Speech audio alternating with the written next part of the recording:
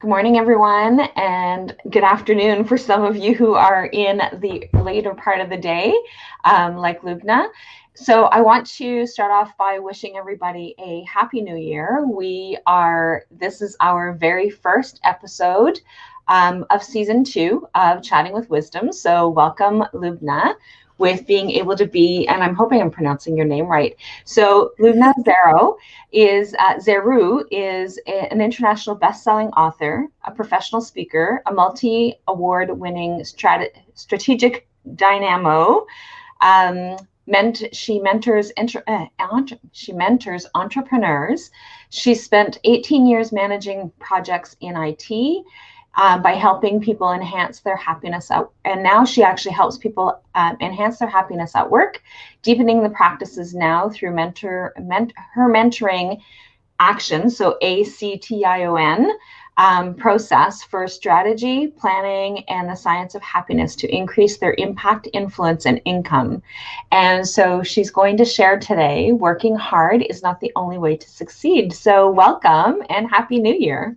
Happy New Year. And thank you for having me, Rollie. I am looking forward to our chat together. And you did pronounce my name correctly. Oh, good. Yeah, so that's great. So one of the things is that Loubna is in the Netherlands. So she shared that it's 4 p.m. Her time right now. So which is why it's afternoon for some people. But we also have different people all over the world. So we have people from Australia that are watching. And so at this point, they probably are already in the next day or getting close to bedtime. But I just wanted to thank you for joining me on our first episode of 2021. So can you tell me a little bit more about this particular topic that you picked? So you've got working hard is not the only way to succeed. Why did you choose that particular topic? Because maybe you can recognize this. I was raised with a belief that if you want to be successful, you need to work hard. I mean, I still remember when my father said it to me, and I must have been 13 or 14 years old, maybe even younger. And I remember sitting in the living room having a conversation with my parents and saying, oh, I want to do this and I want to do that and I want to do that. And they're listening and thinking, okay, you want to do all of that. And my father goes, well, if you want to do all of that and succeed, you need to work hard. And if that wasn't bad enough, he proceeded to say, and because you're a minority in this country, you need to work 200% as hard as all of the other people. So I took that on because as a young person, you listen to authority figures in your inner circle, your parents, your teachers. And that's exactly what I did. I worked really hard. I spent most of my time working, whether it was schoolwork at the beginning and later on in a corporate job, until one day, and it was in my second job. So we're fast forwarding now in the story. And there was a deputy director. And from the very first time that I met her, I was a job applicant at the time. We hit it off. I mean, my job interview consisted of 45 minutes of us laughing so hard that the colleague that was sitting next to her was thinking, when am I ever going to get between these two ladies chatting like they've been lifelong friends when this is a job interview? Colleagues outside were like, I could have sworn there's a job applicant sitting in that room. Why is there laughter coming out of the room? So we hit it off from the very first start because had the same passion for things. I mean, we dive into things. We work together on many projects there. And about 18 months in that job, the director calls us all in the living room area we had at the office and says, the deputy director won't be coming back. I'm like, why not? Yes, he's been diagnosed with a burnout. So she's going to stay at home for 6, 8, 9 months. And I still remember sitting on a couch thinking, no. If it can happen to her, it can happen to me. We are so alike in terms of passion and energy and working hard and giving it all. We spent 12, 14 hours at work. So if it happens to her, I'm going down that path if I keep doing what I'm doing. And in that moment, I made the commitment, there has to be a different way. There has to be a way where you can be successful however you define success, but not only by hustling and grinding and forcing yourself. So that's one of the things that I'm passionate about, is letting people know you may have been raised by that belief and it became a mantra for you. But in my experience, most people end up in a burnout or even with other physical, long-term chronic conditions. And it doesn't have to be this way. So please, please, please, please make other choices. Well, and that's just really interesting that that's one of the things that you're talking about, because on January 1st, I started a challenge. It's a 365-day challenge. It's a huge, long challenge, but it's don't sweat the small stuff. And in the quotes that we're sharing, that I'm sharing right now in the last few days, it's all about that hustle and that chaos and living in that struggle of like day to day. So like this is perfect in terms of the theme that is actually going on in Don't Sweat the Small Stuff, because it's about being able to create that balance. And when you're hustling and when you're working hard and you're working like 18 hours a day and not spending time with family, you're not creating that balance. And when you're not creating that balance, you're not creating that balance within yourself emotionally either. So this is perfect timing. Yeah, and I've got a little thing about the concept called work-life balance, because I think language is really important. The words that we use determine how we perceive the world. And by positioning work and life, it's like work is not part of life. Yeah. So it's opposite of each other. For me, work is part of life. It's not separate from it. So that's one reason I don't like the concept of work-life balance. And the other reason is, if you look at the word balance, it means a scale. Yep. It's equal weight. Work and life is equal weight. Now, I don't know about you, but for me, that is not necessarily the case all of the time. So for me, it's more about harmony within all of the domains of your life, work or career being one of them. And it might be that you're in a certain period of time right now where work needs more time, energy, and attention than your relationships or your health or whatever it can be. It's when we try to get balance and we give every domain of our life equal weight, is when we're setting ourselves up for failure, because how can you ever do that? Yep. And actually, that's one of the things that I had talked about yesterday, was that we can't get that 100%, right? So it doesn't work to be able to get that 100%, because sometimes we need to give a little in one area more than the other. And so it's that play. So I love the way that you broke down that analogy. So that is incredible. I love that. Thank you. It's my pleasure. So how have things shifted for you? So like, obviously you were working hard, and then when you came to that realization, you're like, okay, I can't do this anymore. So tell me a little bit more about where are things now? Yeah, well, one of the things that is really important, like I said, is make different choices. If you for me, it was a belief, and it was a great belief when I started out. But when I was hit with that experience of my deputy director ending up in a burnout and me thinking that's the worst case scenario for me, I love what I do. And I don't want to spend 9 months at home because I work myself in such a way that physically I can't even live and work my passion and purpose. So that's one. You have to realize that it is a belief, and it might be an unconscious belief that is limiting right now. So it starts with becoming aware of, is it a belief that you're living by? So putting it in your awareness and thinking, how is this showing up for me right now? Where am I working too hard? Where am I struggling? Where am I forcing myself to do something that's not in alignment with who I am or what I'm passionate about?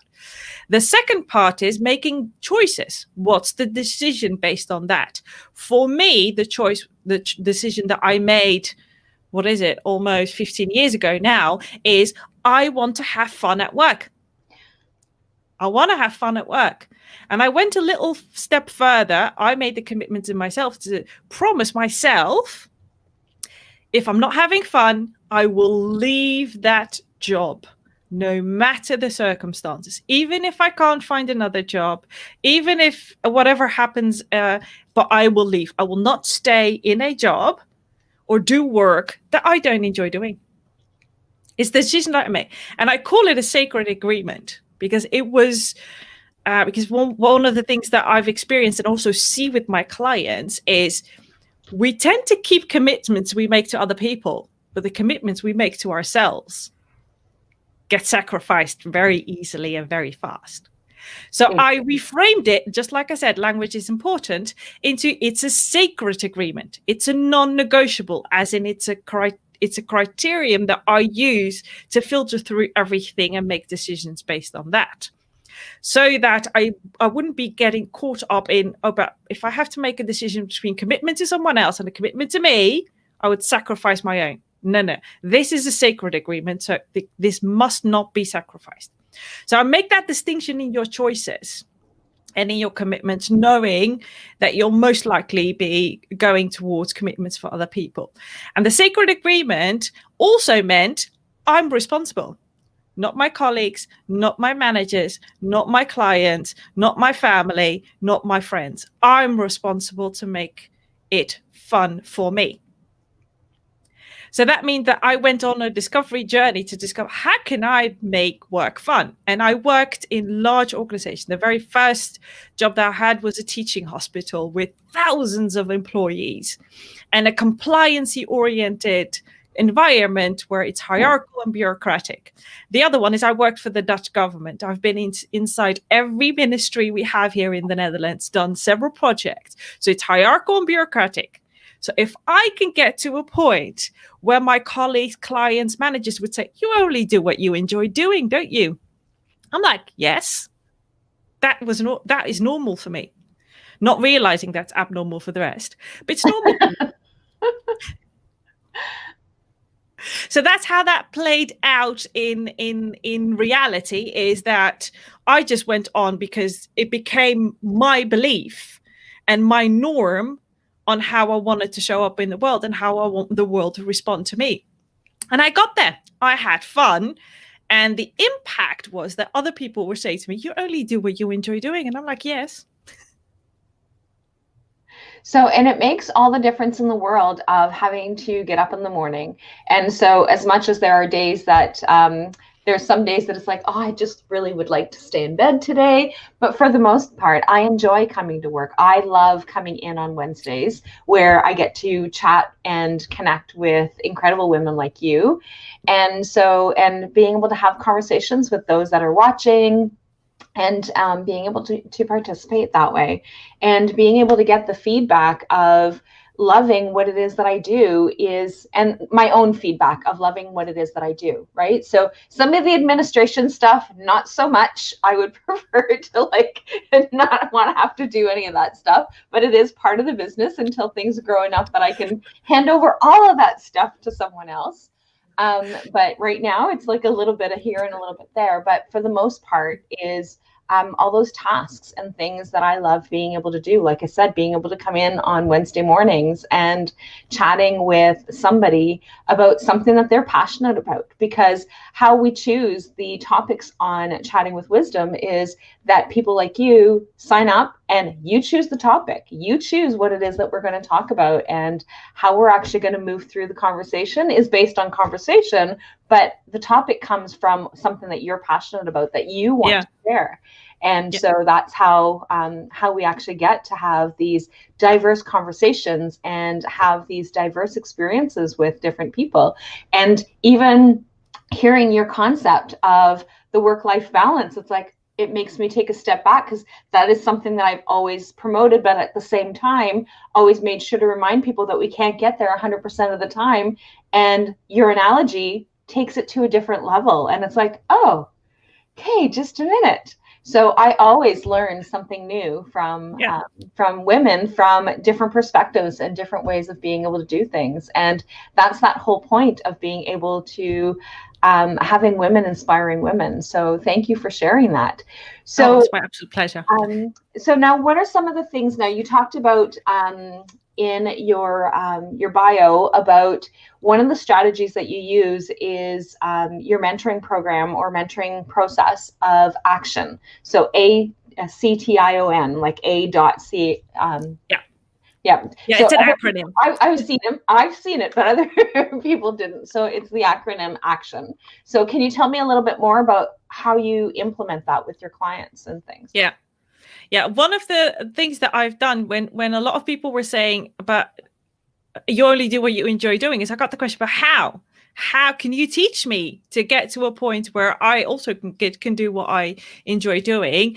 And I look back and said, but what do I do? Because for me, it's very unconscious right now. I just do it. I don't even think about it. And I discovered that I can summarize it in the acronym called ACTION. And it's 6 different steps, 6 different phases.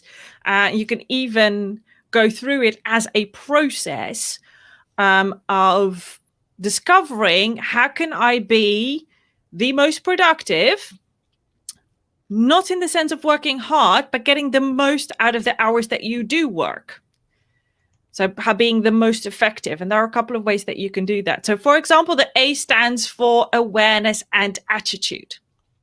Okay. Because if you're not aware of who you are, what you're passionate about, I still discover a lot of people that have no idea. If I ask them the question, what are your passions? They go, I don't know. Or if I ask them, do you know anything about your personality? How you show up in the world? I don't know. Or do you know anything about your superpowers? I don't know. Or what you're good at. So there's a lot of lack of awareness going on. So what I tend to do is to start with, okay, let's make you aware. Let's discover who you are, what you're passionate about, what you're good at, so that you can create your own user manual or your own handbook. Because if you don't know all of these aspects, then you'll tend to be working too hard because you were working because other people are asking you to do something. I see it in entrepreneurs, the same thing. I've coached corporate professionals and entrepreneurs, and I see it in entrepreneurs too. They adopt strategies and advice from business coach number 1, then they drop to another business coach, and they're different because there are literally thousands of ways that you can build and grow a business. You can do that literally 1,000 different ways. The trick is to discover which way will work for you. How can you model that in alignment with who you are? Because if you're going to adopt something that's not in alignment with yourself, 1, you're going to be working too hard and struggling most of the time. Number 2, you're not going to see the results, whether that is an income or an impact or both. So I start with you as the human being. Not that you're an entrepreneur, that's what you do, but who you are as an entrepreneur. And it starts for me with awareness, but also your attitude. I started with beliefs and limiting beliefs and the power of knowing what beliefs you have and how you think and what you think on a day-to-day basis, because that your thoughts determine your reality. Your reality determines the results that you get. So we need to start there. Yep. And it really does make a difference. Like, so when you can actually create that awareness, it makes all the impact. And there's, like you said, there's so many different ways of being able to do that and being able to create that awareness through whatever way that resonates for you. And so it makes a huge difference when you can actually learn a little bit more about who is it that you're passionate about. Because I used to be that person of like, well, what are you passionate about? I don't know. Right? I don't know. And I'm pretty intelligent, I think. Right. So, but it's like, I don't know. And it was a lot of those, I don't know questions. Well, I don't know what it is that I do. I don't know what it is that I'm good at. I don't know what it is that I'm passionate about. And so being able to learn to do the things that once I was able to create that awareness, then that is my passion, is about being able to help women empower themselves in whatever way that looks like for them. So some people, it's through being an entrepreneur. For other people, it's being able to continue with whatever life that they're looking at. But a lot of times we get lost in our roles. And I think that that's really important for us to be able to identify. And your dad hit the nail on the head when he said, as a minority, this is where you're at. And women across globally are in that minority state. It doesn't matter what race that you're in, women in general are in that minority state. And I know that oftentimes I get challenged by men all the time, that will like challenge that belief. And it's like, but it's not a belief. It really is a reality for all of us. And so, yes, some of us have been able to step up and have been able to be distinguished in the world, but not with a lot of working hard to be able to get there, to be able to achieve that. Yeah, and there are facts that there is a difference between men and women in the corporate world. For the same job, there are still men get paid more than women. That's a hard cold fact. Yeah. So we can say we can be challenged on the belief that there's no difference and we're in the 21st century, but there are research from established organizations that still determine that there's a difference in salary, that there is a difference in growing within a company if that is what you would like. I mean, there are facts that support the belief that there is still a difference between men and women. And the deputy director that I referred to before even said, if you've got more than one thing against you, you're not only a woman, you're a Moroccan, you're a Muslim, you show that you are. I mean, the only thing you're missing is a disability, and then you've got all of the diversity categories most people acknowledge. Yeah, but I tend not to focus on those. I show up as me. I've done the work. I've done the inner work. I've done the self-awareness work. I've done the personal development work. This is who I am. And of the 8 billion people on the world, I don't expect all 8 billion to like me. Yeah, I don't. So I focus on those that do, instead of putting a lot of energy in, oh, if you don't like me. Managers have tried to put me in a box. You can't, because I will escape. And it's so funny because that's one of the things that I hear a lot of people talk about is that being able to, that they fit in that box and they have to do all these different things. And I am not in the box kind of person, which is one of the reasons, one of the things that I shared with you before we went live is when I first started the interviews, my very first interview, I had my series of questions because I'm a type A personality. And so I was going through the questions, and the very first thing that somebody had asked, or I asked a question, and then the person went off into a complete tangent, which was good. It wasn't a bad thing, except for that when I got to that question, I was like, I already asked you that question. You already answered that. How am I supposed to move forward? And I got really struggling with that. But when I meet up with people, I talk, right? So I talk with people. That is one of the things that I do. And so being able to, so when somebody's coming in for a session with me, I don't have a series of questions unless I'm doing an assessment. I don't have a series of questions that I'm asking them. It's based on, what are they coming in for today? What is it that they're wanting to resolve today? What is it that they want to be able to work through? And so it's never a list by list unless it's something very specific that we're like trying to target, like trying to determine what your limiting beliefs are, or doing those kinds of things, right? So yeah, most definitely. Yeah, but it's those type of things. I'm going to be nuancing myself a little bit, because don't beat yourself up. If you're watching this or listening to this, don't beat yourself up.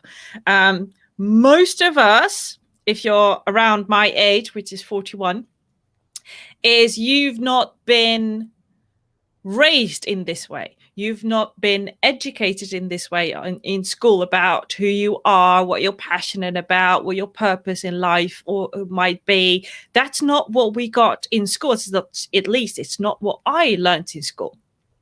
I got subjects like science and math and the Dutch language and the English. Like, that's what I learned in school. It was nothing about, but who are you and how can you be more you and show up in that sense. It wasn't until much later that I finished university, got into my very first job, which was at the teaching hospital, and had to guide doctors, medical specialists, into making the transition from, and it was actually a transformation, from paper patient records to digital.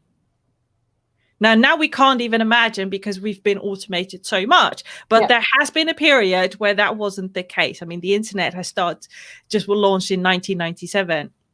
Oh, wow. And there was that it? Oh, yeah. I'm an ITer. my background. I spent 15 years in an It IT feels like career. it was like a lifetime. I know, but it wasn't that long ago. So imagine that transformation. So I still remember that period where I had to convince a doctor to instead use his voice recorder and give it to the secretary to type out on a typewriter, to switch on a computer. With all of the things that I learned in high school and university, I was not equipped to do that effectively. I wasn't. They didn't teach me how human behavior. They didn't teach me how do you guide people through that transformation. I learned that as I went through that job, because I want to understand this person. I want to understand him so that I can meet him where he's at and then guide him effectively to the transformation.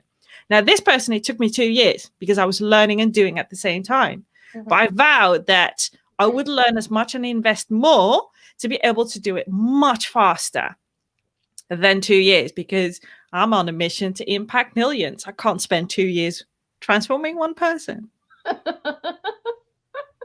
And it makes, and like you said, like I would have never realized that it's only been since 1997 that we've gone worldwide. And so it's just really interesting, like even with the impacts that COVID has had on the entire world and how that has affected people doing business and that kind of thing, is that even with my upcoming women's conference in March, is that I've had to, because it was like, I was like, I'm going into my 4th year and I was like really excited. We sold out last year and it's like, okay, I'm really pumped and ready to go. But then I had put off all the planning and all the organizing because it's like, well, maybe they're going to open it up. Maybe it's going to happen, but it's not going to.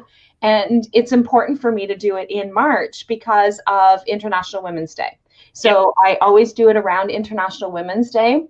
And so this is our 4th year. And so in our 5th year, I was thinking of being able to do some sort of hybrid event, going global through a hybrid event. And instead, in our 4th year, we're going global. And that is because of those transformations. It is because of those changes. And it is because of that adaptability that we are able to have when we can identify what our passion is, right? So that fear of like, oh my God, what happens if it flops? What happens if it doesn't go well? What happens if, right back to my very first year. But it's like, this is something that I'm hugely passionate about, right? So I've had other things that I've had to cancel because it's not something, and it's not that I'm not necessarily passionate about, but it wasn't something that had that same oomph that this has. And it's like this here, the women's conference impacts women from all different levels of, from people that are staying at home moms to people that are entrepreneurs, right? So like it's this great big huge gap of women that get impacted by this conference under the energy of that of the International Women's Day movement. And so it is just so, it was just, I'm like, okay, no, we're doing this. So then it was like, okay, buckle down. I don't know how it all is going to unfold, but it's going to unfold. So we have 8 weeks to prepare to get this going. And so I put it out there, and with the application for the speakers is that I have 38 women that I have to choose from. I have 38 women that have stepped up to say, hey, I want to make an impact. Yeah. And so, but it's just being able to have that desire. So like you said, is like, I want to be able to have a bigger impact than one person in a year, one person, and being able to work them through this process. I want to be able to have a different impact. And so these opportunities show up when we can actually tap into that passion, when we can tap into those. Doesn't mean that we're not going to be afraid. Oh no. Oh, I mean, I've been a speaker for almost 2 decades. I've done workshops, I've stood and I've done small groups, and I've stood in front of hundreds of people in the audience, and I would still be, but every time I do it, there's always that time. Every time I find myself in the car driving to a speaking engagement, I go, why did you say yes to this? Why did you say yes to this speaking engagement? It happens each and every time. It doesn't matter where it is. But I don't let it stop me anymore. I know it happens, and it's very healthy that it happens. You need to have that little bit of tension before you're going, because it's vulnerable. I'm standing on a stage with people looking at me. Yeah. It's a vulnerable space. You can either get compliments or criticism, and usually it's both, because there are always people that don't resonate with what you're sharing. But for me, the higher purpose is, if it impact one person with that presentation, it was worth the effort. It was worth me stepping over that fear and anxiety of sharing that story. That's why I do what I do, because I don't want to see people suffering. And that means going through the people that criticize and that are want to give you criticism instead of constructive feedback. Some people like doing that because it distracts them from their own stuff, their own things, and they're not ready to face that, which is fine. It's to each his journey. But I think it's very, very, very good to know that there are people that are stepping up. Even if your impact is, I want to impact my children.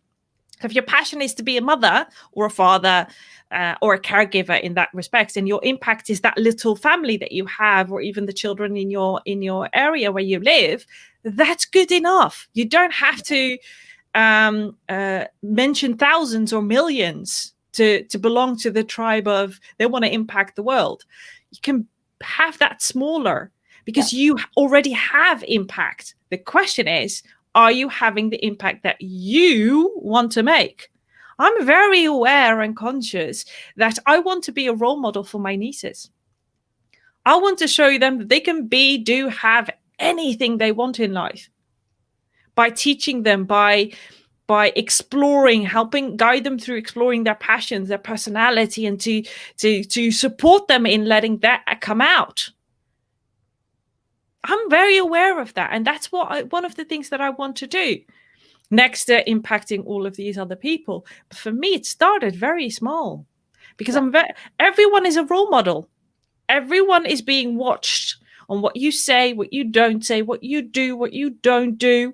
The question is, are you having the impact that you want to have? Yeah. Or are people looking at you and thinking, oh, no, but better not. I don't want to do that. So if you think back to the story that I shared, I got to a place in my job before I became an entrepreneur, is that people were saying, you only do what you enjoy doing. Now, part of the group was saying it out of admiration and almost aspiration of, oh God, if you can tell me your secret, because I would love to get to a place where I can only do what I enjoy doing. And others were like, yeah, I'm jealous, but I'm not ready or committed to make the change myself. Both of them are fine. I focus on the group that says, guide me to that state. Guide me to also do that, because it is infectious. It's contagious when you can smile most of the day. Yeah. When you can enjoy, when you can show up in enthusiasm, in passion, because people go, oh, I want to follow that person. I want to be near that person. I get uplifted by spending time in the vicinity of this person. And that could be both physical as well as virtual. I mean, thanks to the global pandemic, there is a blessing in every crisis. I don't have to explain that we can do workshops virtually anymore. Yeah. I don't have to fight with my clients or people that hire me to speak or do a workshop for them, because it's proven it works. It does. Whilst before, up to the end of 2019, you can get a corporate to even consider the option. Even consider. There are people that wanted to work at home, and their job has no limitations on doing that. But their boss was like, no, I need to see you. Yeah. Because for them, it's, I can control when I see you. They could be doing games all day on the computer, but the fact that they're in the office gives comfort to some managers. I could be here all day chatting and having cups of coffee and not being productive at all, whilst I'm more productive at home because I can combine it with other things. Now, there's no one that needs to explain it's not possible to work from home anymore, unless you're in the healthcare sector, which I'm mindful of all those amazing people that have been working really hard for people there. But it's incredible. And one of the things that I really like, and it's something that I work with a lot of clients on, is that concept of, well, somebody doesn't like me. Who cares? Right? And not that it doesn't give us a little bit of a, oh, okay, that person doesn't like me. But for the most part, I'm able to say, oh, that person doesn't like me. Okay, well, they're not for me. So I can either refer them to someone else, or they can just move on to something different. Right? So, and I really like that. One of the things that you said is, who is it that you're wanting to impact? So who are the people? And then you said you have those two groups of people that were at work that were like full of admiration and really wanted to be able to move forward and how to be able to change that. And then the other people who were like, yeah, no, that's not for me. Well, then they're somebody else's cup of tea. Right? So it's beautiful. And I love how you're able to share that. So one of the things, and I can't believe that we have already talked for 35 minutes.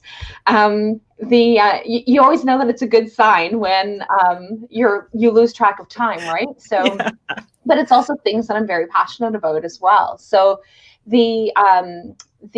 So one of the things that I want to ask before we do close up is, do you have something where people are able to connect with you, or do you have a special offer for people? Or so all of your contact information is in the description. However, is there something else that you would like to share?